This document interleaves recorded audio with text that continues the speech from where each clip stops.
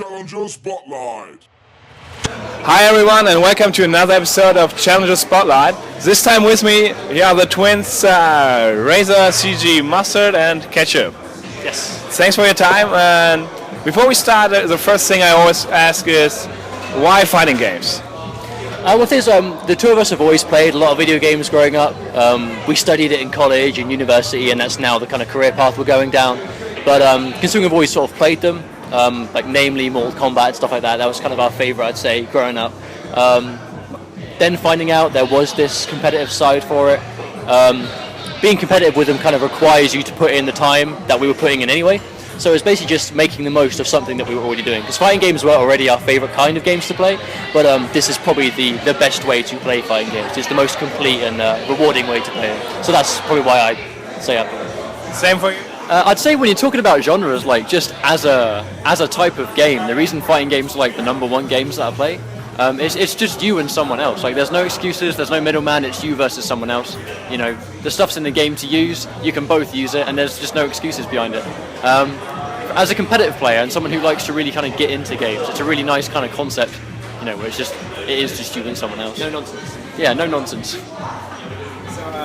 And in the beginning, when you start playing fighting games, In the beginning, when you start playing fighting games, it's got compared to other genre, it got a long and slow learning curve. So you have to play it really a long time to see something happening on your skill level.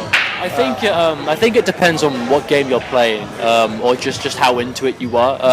Not all fighting games are the same. Some are harder than others. Some require more time than others. But on a competitive level, it is always going to be you versus the other guy. So you just want to make sure that you put in enough time that you confidently feel that you are at your best.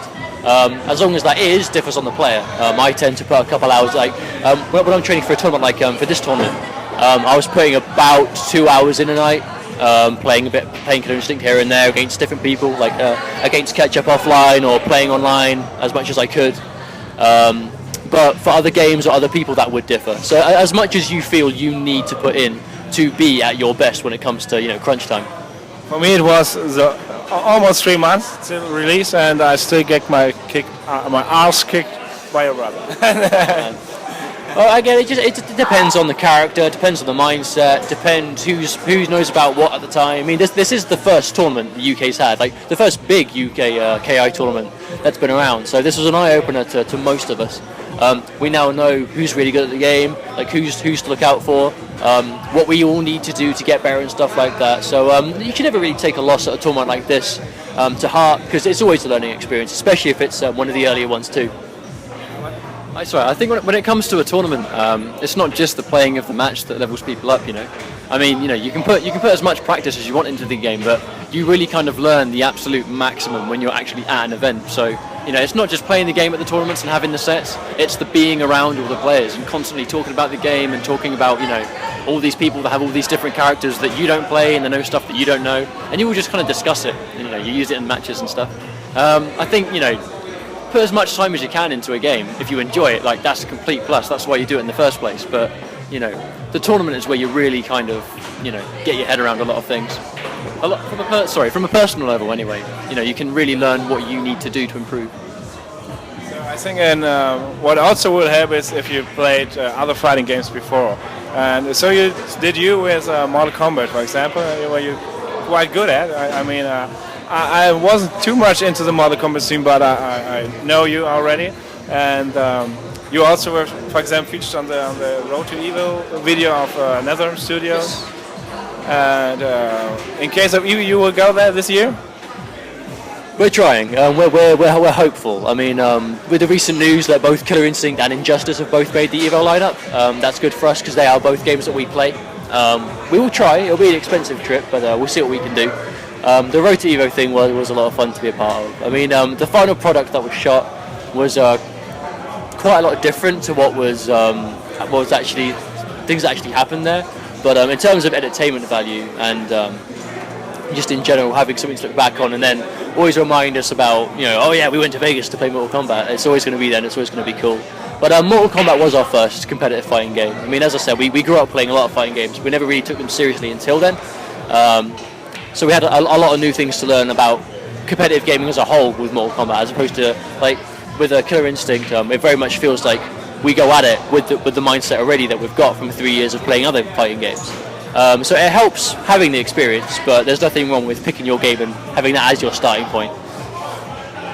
The video was really cool one, and you as for a European player, it's cool just to finally see some European player getting some spotlight within the scene, because normally it's all Japanese or US players. So as far as I'm aware, we were the only Europe as a whole does have a lot of Mortal Kombat players. Some countries are still playing it now, but at the time of it, we were the only ones who actually went to Evo for it. Other people from like Chile and stuff also went into it.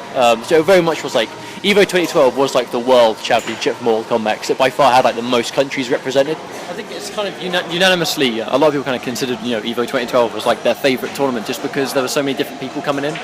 I mean, as far as Road to Evo, it was a really nice experience. It was great to be part of something like that, and as you said, like considering very few European players kind of get that kind of exposure, it was just nice to be part of something so big. I mean, it depends.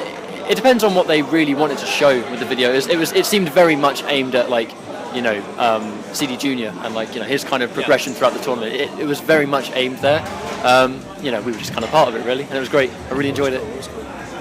It's an US production. It's also a bit more. How could I say? It's not focused on the thing what it's all about. It's more the person and more all around it. So, for example, if this would be done in Germany, they would be straight about the tournament. There would be nothing about feelings, nothing about the person itself. He's a competitor, that he's done, he's lost, he's won, finished. Thanks. That's one of the things they really wanted to focus on.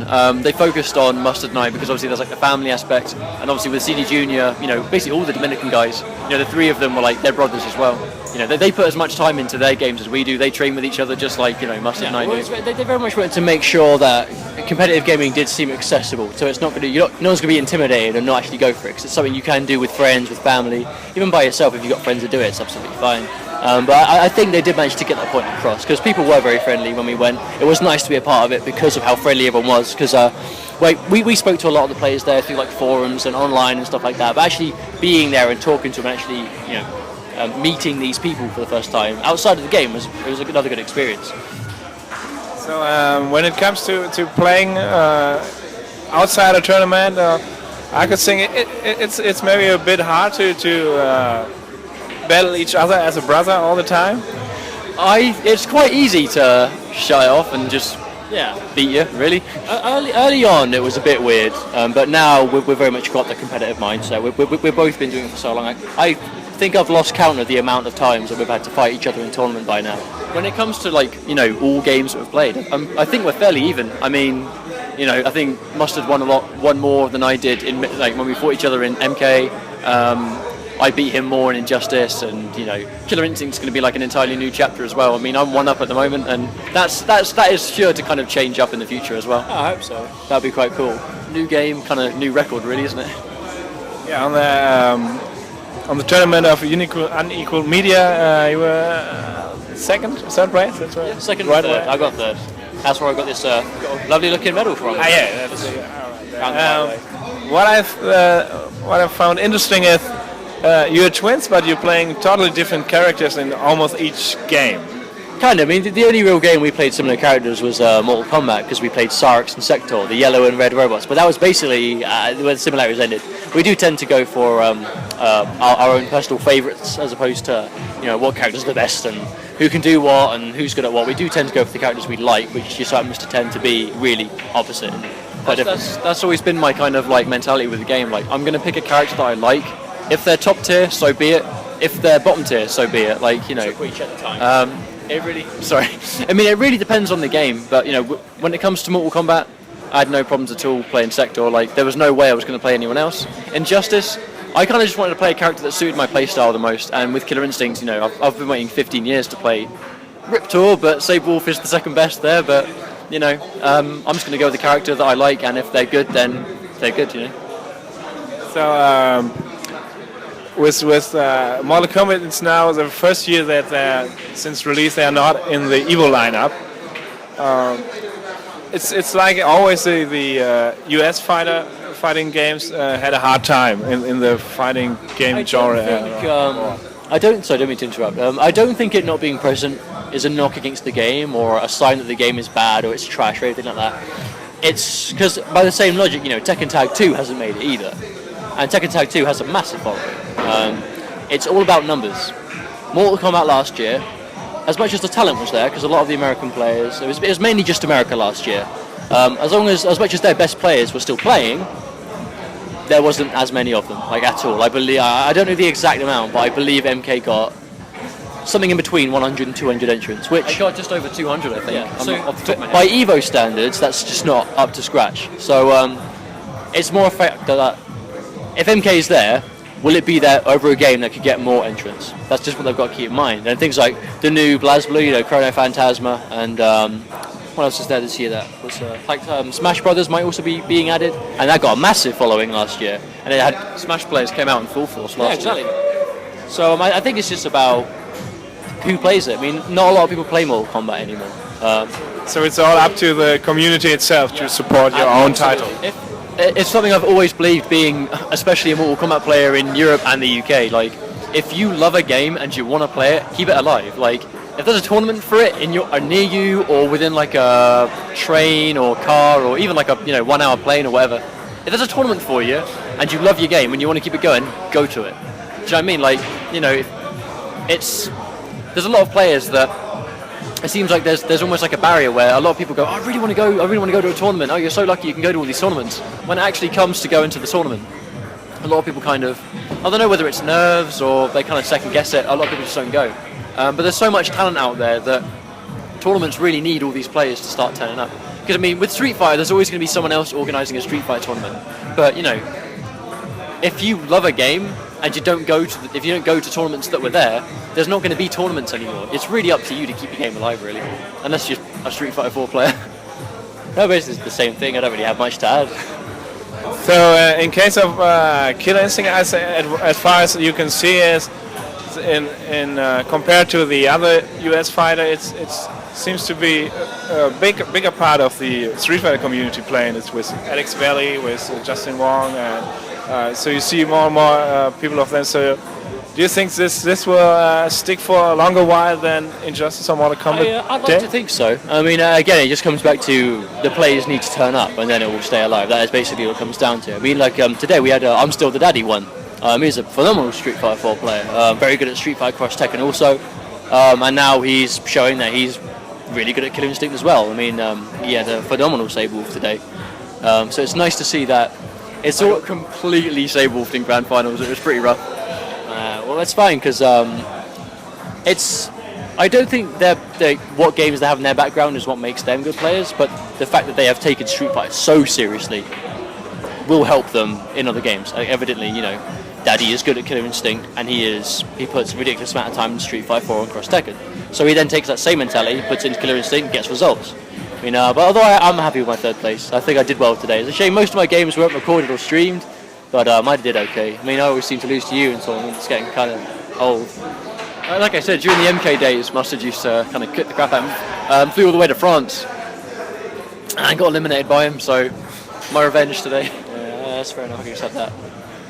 Yeah, and what do you think for the overall European community? I mean, you're one of the sponsored players. There are not so many players sponsored in Europe. You're one of them, and what do you think overall of that? I mean, you got sponsored. I mean, I can't really comment on like the whole of the European FGC. I mean, I know it's very dedicated. I know DreamHack is always an absolute blast. Things like Ultimate Crushing Tournament, I've heard a lot about, a lot of good things. Things like the things like Red Fight District. That's the one, Red Fight District. Yeah. And obviously World Game Cup's now been renamed. That's got things like Shins flying in for it. I think some Americans are. And even in the UK, we used to have things like SVB, and now we've got Hype Spotting, which I'd say is our resident big UK Scottish tournament. The guys up in Scotland do a really good job of making that big every year. I just like how European players are starting to get a bit more exposure nowadays. Because I mean, there was a time where it very much was just kind of like Ryan Hart and just a few other like bigger players, and a lot of other players just didn't really get much attention.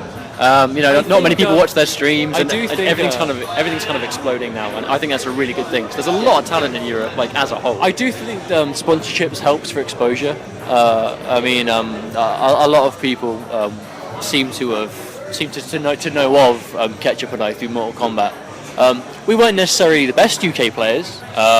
We have always felt that Foxy Grandpa was always a better Mortal Kombat player than we were, but we tend to be talked about more, and I think that's just because of what we would do in terms of helping the game get to events, keeping it alive ourselves, doing our bit, spread it around we can in the UK, and that was one of the reasons as to why MK stayed alive so long in the UK. I think was due to support like that.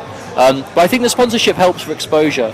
Although for us, it's not what you'd call an actual traditional conventional sponsorship. We're affiliated with Ludus Magnus, and they work closely with Team RZR. They represent them a lot at events like the I-Series or the MCM convention and stuff like that.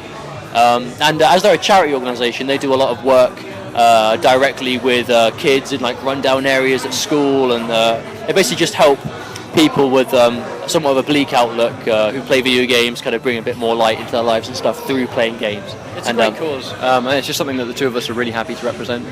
Yeah. So we don't necessarily get what you would, I guess, expect from most sponsorships, but that's just because we don't really want anything like that in return. I'm just happy that Ludus Magnus want us to represent them and do what we do, because what they do is for an absolutely amazing cause. And if I can be a part of that, and so can my brother, then we're happy to do that. It's even more. It's rare to have a sponsor, and even more rare for someone to have a charity thing going. Okay, cool. I thank you for your time. Oh, thank you very much. I know you got to catch your train now, but the last words are up to you if you want to shout out. Well, just like to give a quick shout outs again to Ludus Magnus, Team RZR. For supporting us. It's something that we really appreciate. Shout outs to everyone at the KI tournament today that turned up. It's nice to see some UK players come out. Sort of shout outs to our kind of resident MK Injustice guys like Foxy and Omega and Dread, the Eternal Dread. Useful glue, that kind of stuff. And a big congrats to I'm Still the Daddy for his first place win today. And if you guys want to find out more about the Killer Instinct scene or the UK scene in general, there's Unequalled Media for their events coverage and stuff like that. There's KI UK for a Killer Instinct exclusive Facebook group. And there is also UK fighting games as a whole. And also things like the Ludus Magnus Facebook page, your Team RZR and all the stuff like that. That's all there, and you'll find information about us all there too. We'll put down everything in the description you need to know about these two guys, about Unequalled Media, about the UK FGC, and so that's it. We're out. Thanks very much. Thanks. Next week on Challenger Spotlight. Why do you choose to, as a Street Fighter player, choose to play Killer Instinct?